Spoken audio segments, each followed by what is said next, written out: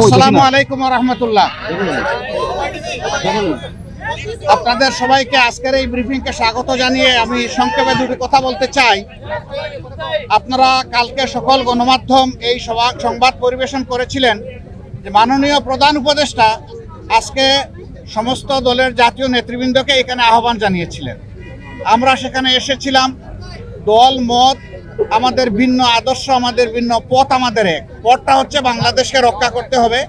এই সব কিছুর ঊর্ধ্বে উঠে দেশ আমাদের সবার, শুধু রাজনৈতিক দল না, আমাদের সকলের, জনগণের একটা বিশেষ অংশ আপনারাও, এবং আপনাদের ভূমিকাও কিন্তু গত আন্দোলনে কারো কারো না থাকতে পারে, কিন্তু নির্বিশেষে অনেক সহায়ক ছিল। এই জন্য সেই ভূমিকার জন্যও আমি আপনাদেরকে অভিনন্দন এবং ধন্যবাদ জানাচ্ছি।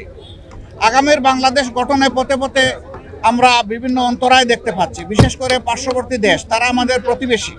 আমরা তাদের সাথে সৎ প্রতিবেশী সুলভ সম্পর্ক চাই, কিন্তু সাম্প্রতিক কিছু ভূমিকা ছিল অত্যন্ত উস্কানিমূলক, অসহিষ্ণু, অগ্রহণযোগ্য। আপনারা এটা দেখেছেন। মিথ্যা তথ্যের উপর নির্ভর করে বাংলাদেশকে কলুষিত করার জন্য, এই সরকার এবং জনগণকে ব্যর্থ করার জন্য তারা দুনিয়ার বিভিন্ন জায়গায় অপপ্রয়াস চালাচ্ছেন এবং অপপ্রচার চালাচ্ছেন। আমরা এগুলার নিন্দা জানিয়েছি সকলে সম্মিলিতভাবে। আমরা একটা জায়গায় সবাই আমরা একমত হয়েছি যে আমাদের স্বাধীনতা সার্বভৌমত্বের ব্যাপারে কোনো ছাড় নয়।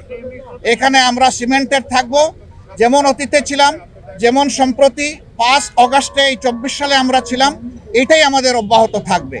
এখানে পরামর্শ এসেছে রাজনৈতিক শীর্ষ নেতৃবৃন্দের সাথে, যেমন মত বিনিময় হয়েছে, ছাত্র সংগঠনগুলোর সাথে হবে, বিভিন্ন ধর্মীয় সম্প্রদায়ের সাথে হবে, আপনাদের সাথে হবে। আমরা সেই প্রস্তাব রেখে এসেছি এবং আমরা আশা করছি আপনাদের সাথেও মত বিনিময় হবে। এই সমস্ত অংশীজনদের সাথে মত বিনিময়ের পরে একটা জাতীয় ঘোষণা আসবে সরকারের পক্ষ থেকে। আমরা সেই ঘোষণার অপেক্ষায় থাকব এবং এই ক্ষেত্রে আমাদের যার যা প্রয়োজনীয় পরামর্শ আমরা সেটা দিয়ে সরকারকে সহযোগিতা করব।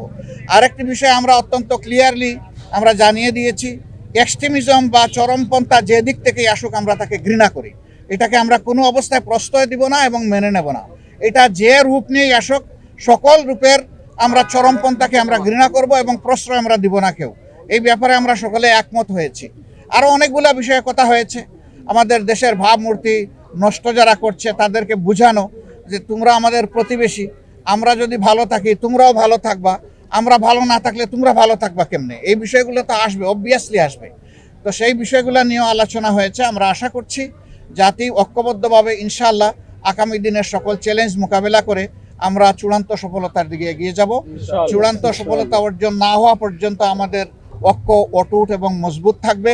চূড়ান্ত সফলতা এসে যাওয়ার পরেও প্রিয় দেশের জন্য আমরা ঐক্যবদ্ধ থাকব।